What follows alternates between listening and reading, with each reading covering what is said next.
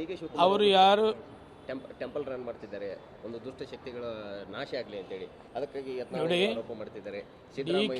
D K Shivakumar ಅವರು ಇವತ್ತಿನ ದೇವಸ್ಥಾನಕ್ಕೆ ಹೋಗ್ತಾ ಇಲ್ಲ ರೀ.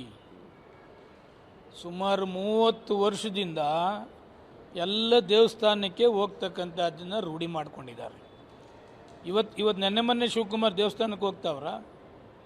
ಎಷ್ಟೋ ವರ್ಷದಿಂದ ಅವರು ಫ್ಯಾಮಿಲಿ ಸಮೇತ ಇಡೀ ಇಂಡಿಯಾದಲ್ಲಿ ಯಾವುದಾದ್ರು ದೇವಸ್ಥಾನಗಳಿದೆ ಅದೆಲ್ಲವನ್ನು ಹೋಗ್ತಕ್ಕಂಥದ್ದು ಒಬ್ಬ ದೈವ ಭಕ್ತ.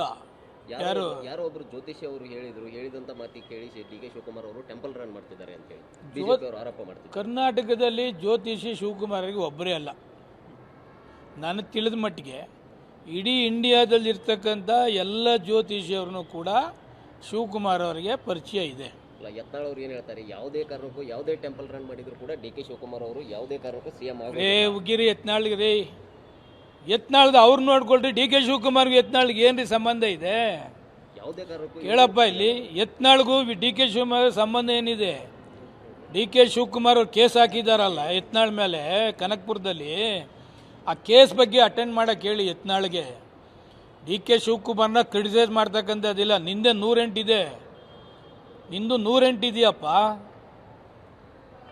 ಅದರಿಂದ ಡಿ ಕೆ ಶಿವಕುಮಾರ್ ಬಗ್ಗೆ ತೆಗಳ್ತಕ್ಕಂಥದ್ದು ನಿನ್ನ ಡ್ಯೂಟಿ ಅಲ್ಲ. ನೀನೇನೋ ಮಾಡ್ತಾ ಇದೆಯಲ್ಲ, ಒಕ್ಕದ್ ಮಾಡ್ತಾ ಇದೀಯ, ವಿಜೇಂದ್ರ ಮಾಡ್ತಾ ಇದೆಯಲ್ಲ, ಅದು ಮಾಡ್ತಾ ಇದೆಯಲ್ಲ, ಅದ ನೀನು ನೆಮ್ಮದಿಯಾಗಿ ಮಾಡು.